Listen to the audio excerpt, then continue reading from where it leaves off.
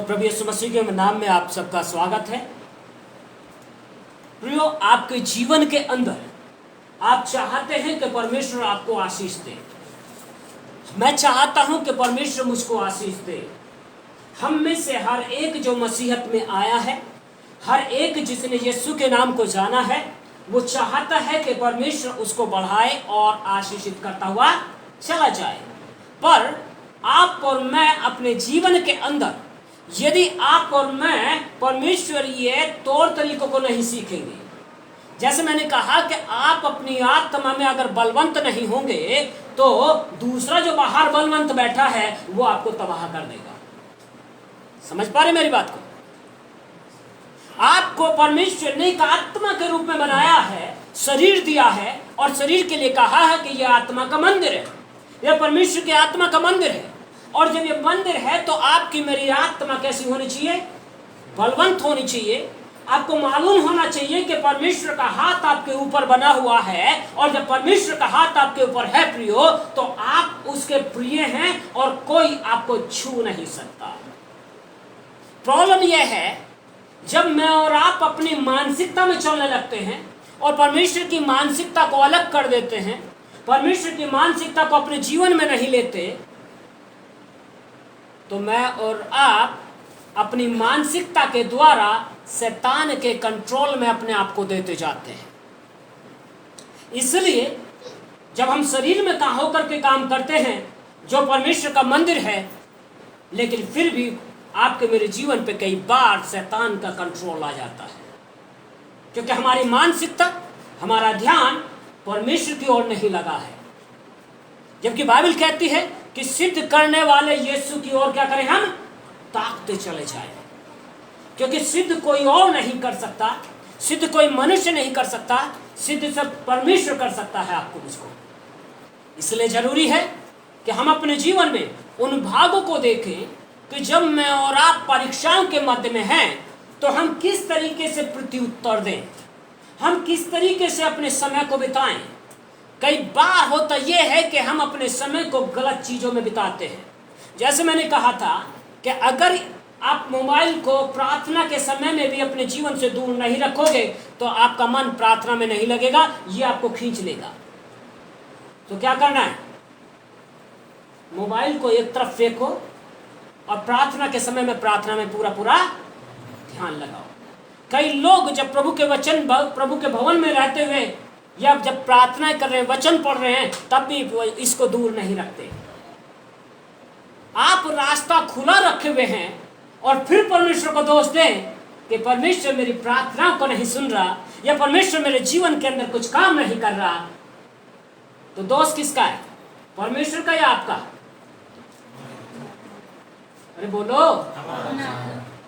दोष हमारा है, क्योंकि हमने शैतान के लिए द्वार को खुले रख दिया, और जब द्वार खुला है तो वो तो आएगा। द्वार खुला है तो आएगा। इसलिए इस द्वार को क्या करो, जितनी जरूरत है उतना इस्तेमाल करो, अदरवाइज इसको प्रार्थना और वचन के समय पे तो बिल्कुल भी इसको पास ना रखो, वरना तो ऐसा बहकाएगा, आप कहीं पे हो और कहीं और लेके चला जाएगा, और कितना समय बीत गया आपको ये भी पता नहीं रहेगा। प्रियो, बेशक मैं हूं या कोई और भी प्रचारक क्यों ना हो, लेकिन आपको मुझको उस परीक्षा में ये लड़ने की अच्छी सलाहें तो दे सकते हैं, पर वो सलाहें नहीं दे सकते जो परमेश्वर का वचन दे सकता है। हालेलुया। सो परमेश्वर के वचन पे मन लगाएं, और परमेश्वर के वचन में जो है मत्ती रचित सुसमाचार में पढ़ने से पहले मैं आपको हबक्कुक की किताब उसका 3रा अध्याय और 4थे पद की बात आपसे करना चाहूंगा। हबक्कुक की किताब 3रा अध्याय और उसका 4था पद। देखिए वहां पे क्या लिखा हुआ है।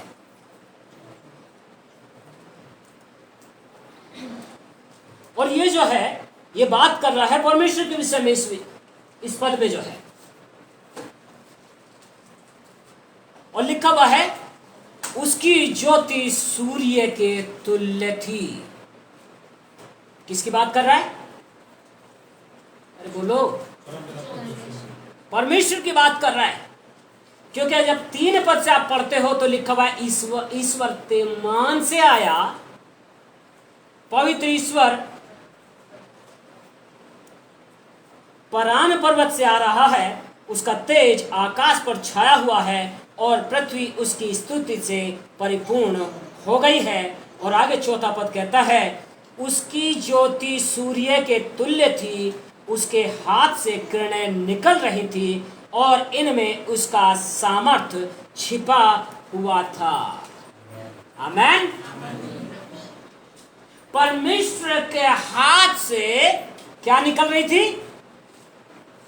क्या निकल रही थी? किरणें निकल रही थी, और वो किरणें जो छू रही थी लोगों को आशीषित कर रही थी, और जो आशीष के लायक नहीं थे उनके जीवन में न्याय को भी प्रकट कर रही थी। हालेलुया। आप और मैं जब परमेश्वर के आत्मा में है प्रियो, यही रखें कि परमेश्वर मेरे जीवन में आया है और उसका हाथ मुझ पे बना हुआ है, और जब बना हुआ है तो उसके हाथ से क्या निकल रही हैं? किरणें निकल रही हैं। और कहता है और इनमें उसका सामर्थ्य छिपा हुआ था। हालेलुया। सो हर एक जो रेजेस आ रही हैं, किरणें आ रही हैं, उसका अपना महत्व है, उसके अंदर परमेश्वर की सामर्थ्य प्रियो। और उस सामर्थ्य के विषय में बाइबल कहती है परमेश्वर का राज्य खाना पीना नहीं है, परमेश्वर का राज्य बातों में नहीं है, परमेश्वर का राज्य किसमें है? सामर्थ्य में है। हालेलुया। परमेश्वर का राज्य सामर्थ्य में है। सो परमेश्वर के राज्य में जब आप शामिल हो गए हैं, और सबसे पहली बात जो आपको समझ लेनी है, जब परमेश्वर के आत्मा यीशु मसीह के ऊपर आ गया, क्योंकि मैं अपने जीवन के विषय में आपको बहुत सारी बातें बता सकता हूं, पर यीशु मसीह आपका मेरा आदर्श है, इसीलिए उसने परीक्षा सही। अदरवाइज शैतान की कोई औकात नहीं थी कि यीशु मसीह की परीक्षा भी कर ले, क्योंकि यीशु ने कहा था कोई मेरे प्राण को मुझसे छीने, मैं उसको दे भी देता हूं ताकि उसको फिर ले भी लूं। किसका मतलब? किसी ने उसके प्राण को नहीं छीन पाया, यीशु मसीह ने खुद दिया। शैतान सोचता था कि वो बलि हो गया, पर यीशु मसीह तीसरे दिन फिर से मुर्दों में से जी के पिता के दाहिने जा बैठा। प्रियो, इसीलिए कुरिन्थियों की पत्री कहती है, हे मौत तेरा डंक कहाँ रहा? लेकिन उसके बावजूद उसने परीक्षा दी। किस बात के लिए दी? आपकी मेरे लिए जो है, आप और मैं उसके परीक्षा के तौर तरीके को समझ जाएं, ताकि जब उसने परीक्षा दी और वो कैसे पास हुआ, कैसे उसने उसका सामना किया, और मैं और आप भी उसी तरीके से सामना करें। जबकि परमेश्वर का हाथ आपके ऊपर है, जिसमें से रेज निकल रही है, जिसमें से सामर्थ्य निकल रही है, क्योंकि कहता है हर किरणों के अंदर क्या थी? परमेश्वर की सामर्थ्य थी। सो इसके ऊपर हम बात करेंगे कि उन किरणों में कैसे सामर्थ्य परमेश्वर बाहर आपके जीवन में। पर एक चीज समझ लीजिए, जब परमेश्वर का हाथ आपके ऊपर बना हुआ है, उसके अंदर सामर्थ्य छिपी हुई है, और एक जगह कहता है, दूसरा जो एम्पलीफाई बाइबल कहती है, वो अपने हाथ में मुझको संभाल लेता है।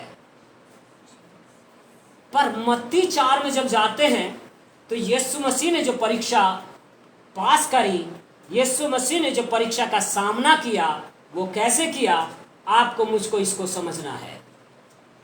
निकालें मत्ती 4, और मत्ती 4 में आप पहुंचे, और पहले पद में जैसे कि हमने देखा, लोग कहते शैतान मुझे परेशान कर रहा है, शैतान मुझे क्या कर रहा है? परीक्षा में डाल रहा है। पर बाइबल क्या ऐसा कहती है? अरे बोलो, बाइबल क्या ऐसा कह रही है? नहीं। याकूब की पत्री कहती है परमेश्वर किसी की परीक्षा आप नहीं करता, लेकिन उसकी खुद की हमारी लालसाएं, हमारी इच्छाएं क्या होती हैं? गर्भवती होती हैं और पाप को जन्म देती हैं, और इससे आदमी क्या पड़ता है? परीक्षा में पड़ता है। हमारी लालसाएं हमें मारती हैं।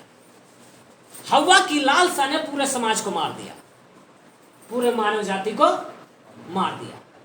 आप और मेरी लालसाएं न केवल मुझे लेकिन हमारे पूरे समूह को बर्बाद कर देती है। आपकी मेरी लालसाएं जो परमेश्वरीय लालसाएं नहीं हैं वो मार देती है प्रियो। इसलिए ध्यान दीजिए परमेश्वर का वचन क्या कहता है। कहां लेके गया परमेश्वर का आत्मा? पढ़ो जल्द से, जोर से पढ़िएगा जल्द। मत्ती 4 का पहला पद। तब आत्मा यीशु को जंगल में ले गया। तब आत्मा यीशु को कहां ले गया? जंगल में। यीशु को परमेश्वर का आत्मा जंगल में ले गया। अभी तक 30 साल तक वो जो है अपने माता पिता के साथ एक पढ़ाई का काम करते हुए उनकी अधीनता में रहते हुए वो बढ़ता जा रहा है। पर अब वो एक नए मिशन के लिए, जिस बात के लिए उसने जन्म लिया, वो इस धरती पे आया और उसने क्या किया?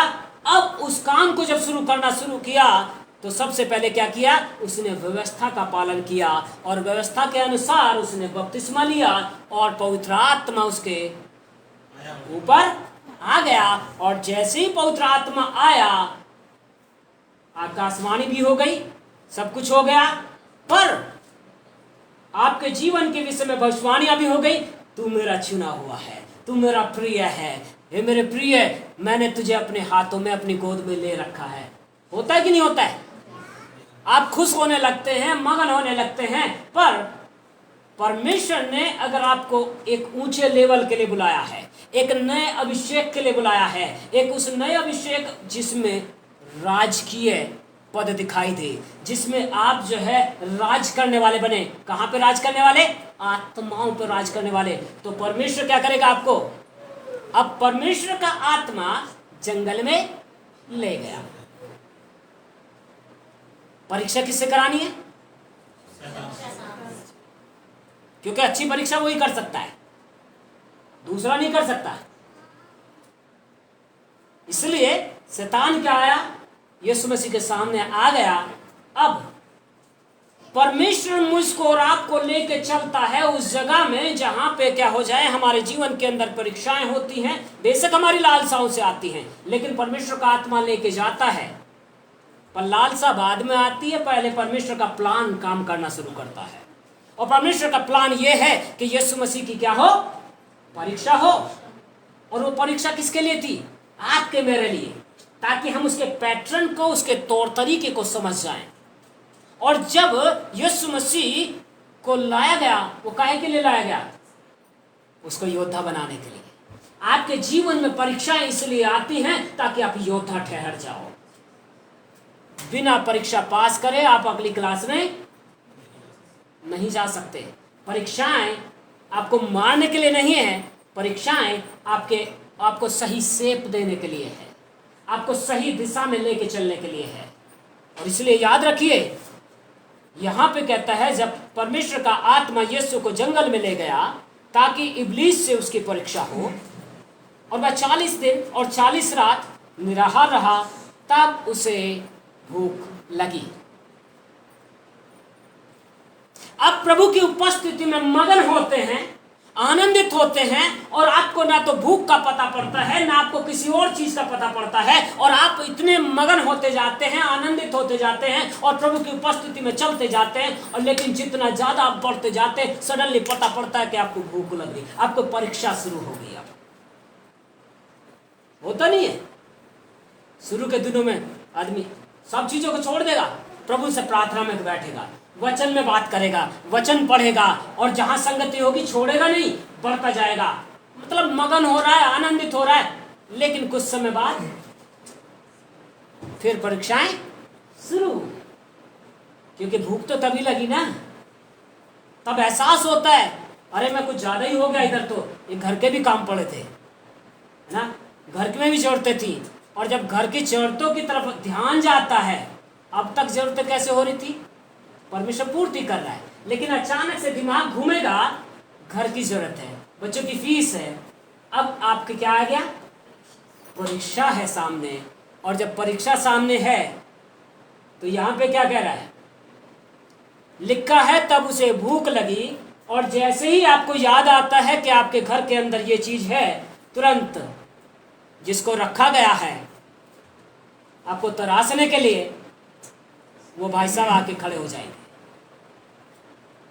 तो शैतान आके क्या हो गया?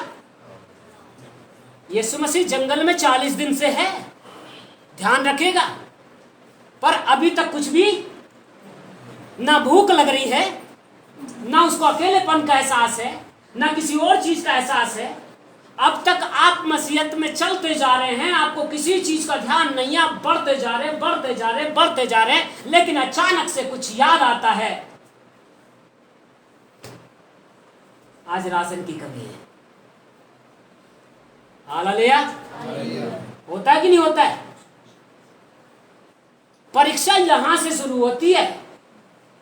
आप जंगल में पहले भी रहते हैं, जो जंगल जिसमें आपको कोई दिखाई नहीं देता, सिर्फ परमेश्वर दिखाई देता है, और परमेश्वर के साथ संगति करते हैं। यीशु मसीह 40 दिन तक क्या करता रहा? प्रभु के आत्मा के साथ जो है बातचीत करता रहा, और जिधर वो चाहता, क्योंकि उससे पहले शैतान नहीं आया। और शैतान कब आया? वचन पे ध्यान करो। लोगों की गलती सबसे बड़ी ये है, वो कहते नहीं जी 40 दिन के लिए शैतान ले गया। शैतान नहीं लेके गया, परमेश्वर एकांत में लेके गया आपको बढ़ाने के लिए। अब परमेश्वर ने लोगों से आपको अलग कर लिया, आप संगति में मजबूत हो जाओ। परमेश्वर ने आपको अलग कर लिया, आप एकांत में प्रार्थना में मजबूत हो जाओ। परमेश्वर ने आपको लोगों से अलग करा, आप परमेश्वर के वचन पे ध्यान करो।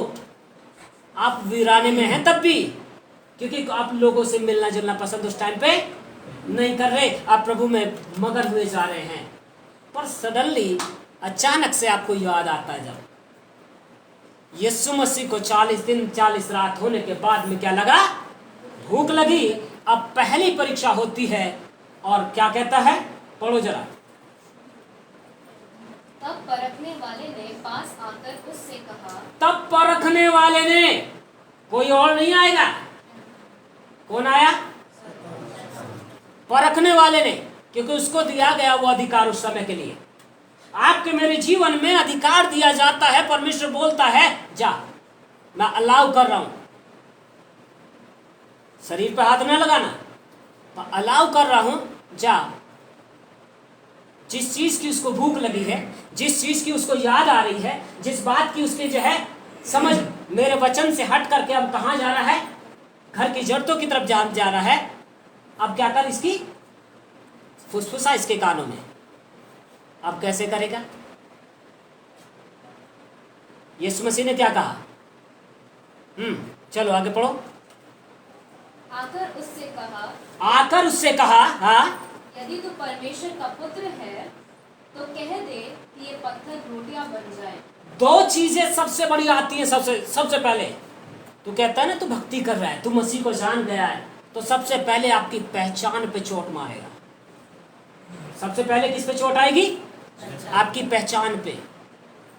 यदि तू परमेश्वर का पुत्र है, यदि तू विश्वासी है, यदि तू कहता है कि परमेश्वर ने तुझे अपने पास बुला लिया है, तू कहता है कि तू परमेश्वर का है, उसकी संतान है, उसकी निज संतान है, उसके वारिस है, जो कुछ परमेश्वर का वो तेरा है, सारी आइडेंटिटी लेके आएगा, सारी पहचान आपको याद दिला देगा।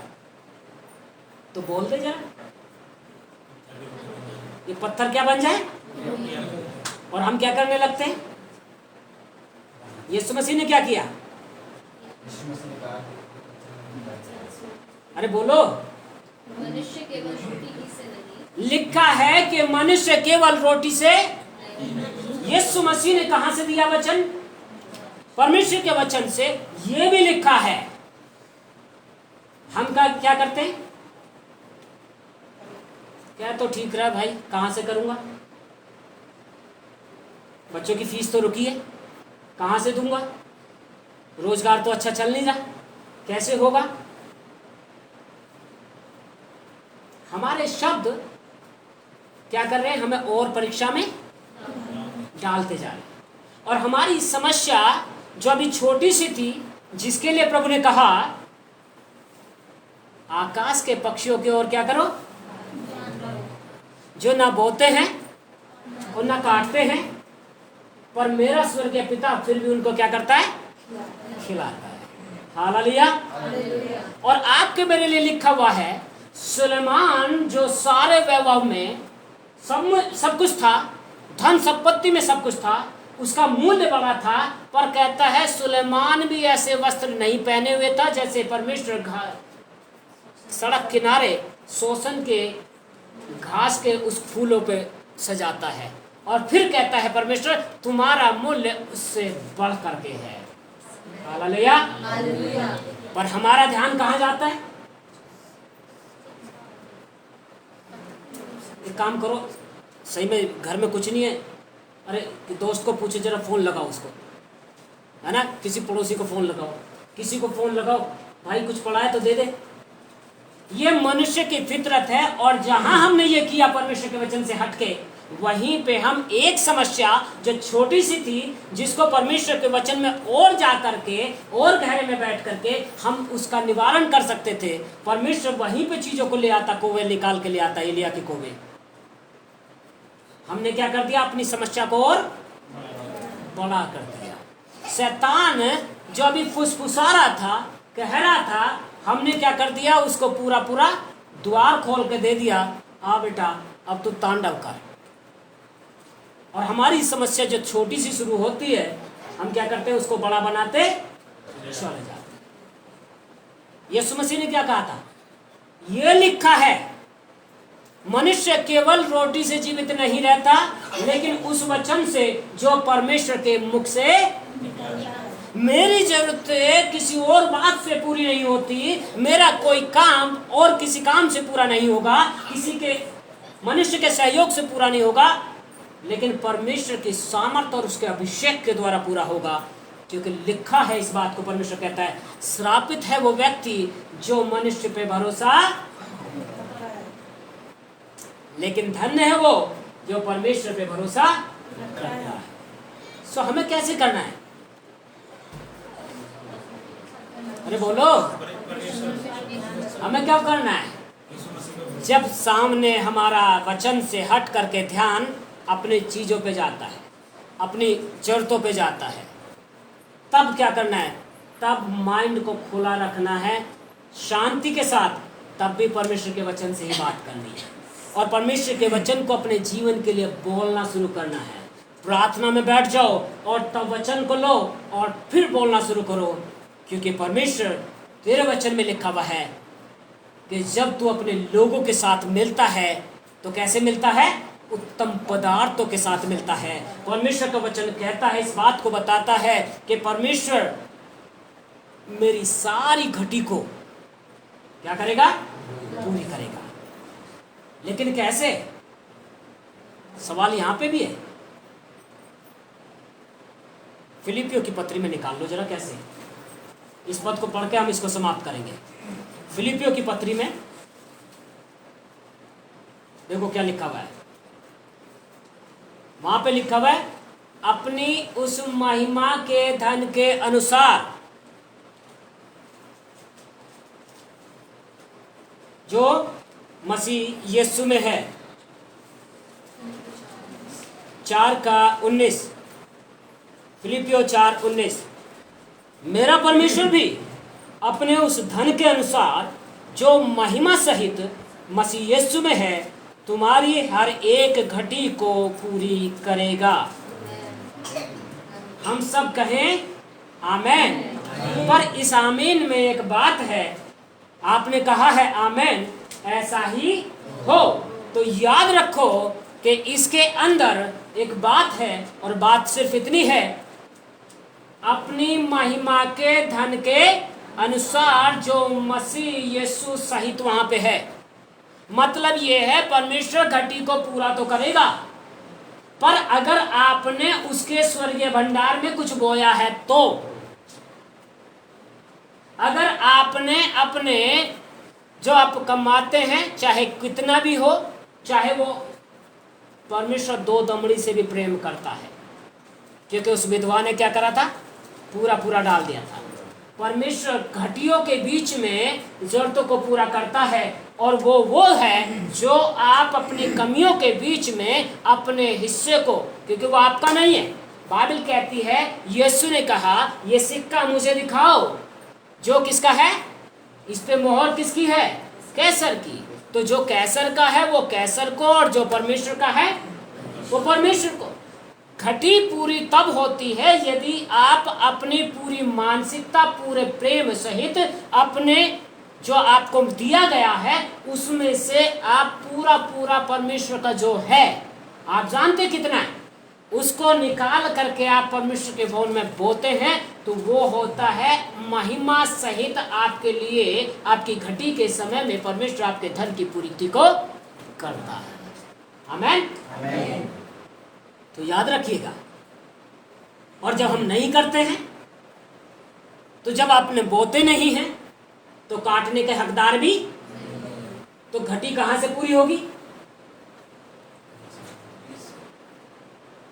तभी हमें फिर लोगों की सहायता की जरूरत पड़ती है। फिर हमारा ध्यान लोगों पे जाता है, और जब लोगों पे जाएगा तो फिर परमेश्वर पे थोड़ा ना रहेगा। और अगर परमेश्वर पे ध्यान आएगा तो भाई ये भी याद रहेगा, मैंने प्रभु जो तूने मुझे दिया मेरे हाथ में, उसमें से मैंने तेरा जो था वो पूरा पूरा दिया है, लेकिन आज मैं कमी में हूं, मेरी जरूरत को पूरा कर। और तब बाइबल कहती है परमेश्वर महिमा सहित पूरा करेगा, अभिषेक के साथ पूरा करेगा, और उसमें डिनाय नहीं करता, वो उसमें कोई जो है कमी नहीं करता। हालेलुया। लोग कमियों से इसीलिए जूझते हैं, लोग समस्याओं से इसीलिए जूझते हैं। और वचन कहता है जो वो थोड़ा बोलता है वो थोड़ा, पर मेरा बात यहां पे नहीं है। बात यह है जब परीक्षाएं हो, ध्यान रखो आपने क्या बोया, और अगर नहीं बो पा रहे हैं तो बोना शुरू करें, ताकि महिमा सहित काटना भी शुरू करो। हालेलुया। महिमा सहित काटना भी शुरू करो, और महिमा सहित काटोगे तो बाइबल कहती है परमेश्वर जो धन देता है उसमें वो दुख नहीं मिलाता, उसमें दुख नहीं आता है। दुख का कारण ये है क्योंकि हम लालसा में हैं। दुख का कारण ये है क्योंकि हमारा ध्यान परमेश्वर के वचन पे नहीं है। दुख का कारण ये है कि यीशु मसीह ने कैसे अपनी परीक्षा का जवाब दिया, हमारा ध्यान उस पे नहीं है। हमारा ध्यान किस पे है? कैसे संसार के लोग पूर्ति करते हैं, कैसे संसार के लोग अपनी जरूरतों को पूरा करते हैं, हमारा ध्यान उस तरीके से चलता है, हम उस तरीके से क्रिया करते हैं। और इसी कारण हम भी जैसे वो परीक्षाओं में पड़े रहते हैं, जैसे उनकी कभी जरूरतें पूरी नहीं होती, जैसे वो उनके घरों के अंदर समस्याएं कभी जाती नहीं हैं, इसीलिए आज मसीह लोगों के जीवनों में भी समस्याएं जाती। कारण ये है। तो कैसे दिया उसने जवाब? मनुष्य केवल रोटी से जीवित लेकिन परमेश्वर के वचन से। इसका मतलब ये नहीं कहना कि परमेश्वर आपको रोटी नहीं देगा। कुरिन्थियों में लिखा हुआ है वो खाने वाले को खाना भी देता है, भोजन भी देता है, और बोने वाले के लिए बीज भी देता है। हालेलुया। वो बीज भी देता है, भोजन भी देता है, सब कुछ देता है। पर आपकी समझ कैसी है प्रियो? आप कैसे चलते हैं? जब आप ऐसा करेंगे तो वचन हग्गई में कहता है कि मैं तुम्हारे चुराने वाले को, जो तुम्हारे फाइनेंस को चुराता है, जो तुम्हें जो है बीमारी डालता है, तब मैं घुड़कूंगा उसको। मलाकी भी ये कहता है इस बात को कि मैं घुड़कूंगा उसे और वो पास नहीं आएगा। परीक्षाएं तब आगे बढ़ती जाती हैं जब हम परमेश्वर के वचन के अनुकूल नहीं चलते, जब हम परमेश्वर के वचन की को मान्यता नहीं देते, उसको पहला स्थान नहीं देते प्रियो। इसीलिए लोग परेशानी में। लेकिन अगर हम सही मानसिकता के साथ चलने लगे तो परमेश्वर वहां से लाता है जहां पे बोता भी नहीं है। जहां बोते नहीं है वहां से काटना शुरू कर दोगे। इसलिए क्या करो, ध्यान रहे, जरूरतों के समय परमेश्वर को पुकारो, परमेश्वर से बात करो, परमेश्वर के वचन में जाओ और वचनों को क्लेम करना शुरू करो। और यदि आपने बोया है तो महिमा सहित काटोगे। आमेन। सो प्रभु आशीष दे। इसके आगे का भाग प्रभु ने चाहा तो अगले सप्ताह हम देखेंगे। प्रभु आप सबों को संभाले, अनुग्रह दे, आशीषित करे। आइए प्रार्थना में चले। महिमा में परमेश्वर तेरे चरणों के सम्मुख झुकते पिता, नमन करते प्रभु परमेश्वर, क्योंकि तू ही हमें संभालता है, अनुग्रह देता है, जबकि तेरा हाथ हमारे ऊपर बना हुआ है। और वचन कहता है कि तेरे हाथ से किरणें निकल रही हैं, वो रेज़े से निकल रहे हैं पिता, और जिसमें प्रभु परमेश्वर तेरी सामर्थ प्रकट होती है। खुदावन मैं तेरा धन्यवाद देता कि प्रभु जी आपने हमारे लिए एक पैटर्न दे दिया कि कैसे परीक्षाओं के समय हम स्थिर रहें और प्रभु शैतान का सामना करें तेरे वचन के अनुसार। और प्रभु वचन कहता है कि जब तूने उसे डांटा तो शैतान तेरे सामने से भाग निकला। प्रभु होने दे परमेश्वर, हम सबों के मन तेरी ओर लगने पाए, हम सबों के मन प्रभु परमेश्वर तेरी ही निगरानी में रहे पिता। और जो वचन बोए गए हर एक जीवन में ये बैठ जाएं, फलवंत हो जाएं और किसी के जीवन से दुष्ट चुराने ना पाए, ताकि प्रभु राजा ये वचन इनके जीवन में फलवंत हो और ये आशीषित होते चले जाएं 100 फोल्ड यीशु के नाम से 100% प्रभु राजा ये अपने जीवन में पाए पिता। अब होने दे परमेश्वर, जो प्रभु यहाँ पे बैठे हैं, एक एक बच्चों को, एक एक बुजुर्गों को, एक एक जवान को पिता, मैं सबों को तेरे लहू में ढांप लेता। और जो ऑनलाइन सुन रहे पिता, इन सब की आत्मा दे प्राणों को भी मैं तुझ में दे देता। और जो बाद में सुनेंगे उन सब को भी आप आशीषित करना। और आत्मा सहायता मदद कर। धन्यवाद आपके अभिषेक, आपकी दया के लिए, आपके तरफ प्रेम के लिए और आपके पवित्र वचनों के लिए जो आपने आज हमसे बोले हैं, बातचीत किए हैं। और पिता हम जानते हैं हम मनुष्य मात्र हैं और हमने अपने जीवनों में गलतियां की हैं, इसलिए आपसे कहते प्रभु हमारे गुनाहों को धो दे पिता, और हमें अपने लहू से धो करके पाक और पवित्र कर, ताकि हम आपकी आत्मा की आवाज़ को सुन करके आज से अपने जीवन में निर्णय लें और प्रण करें पिता कि प्रभु हम तुझे संग समय बिताएं पिताजी, तेरे वचन में समय बिताएं और प्रभु राजा तेरी ही सुनने वाले हों और तेरे नाम को महिमा दे सके पिता, ताकि हम प्रभु बहुतायत में काट सके पिता अपनी जिंदगियों में पिताजी। धन्यवाद अब तक संभालने के लिए। ये प्रार्थना उद्धार करता यीशु जी आपके नाम से मांगते हैं, आमीन। God bless you all. प्रभु आशीष दे। और इस समय पे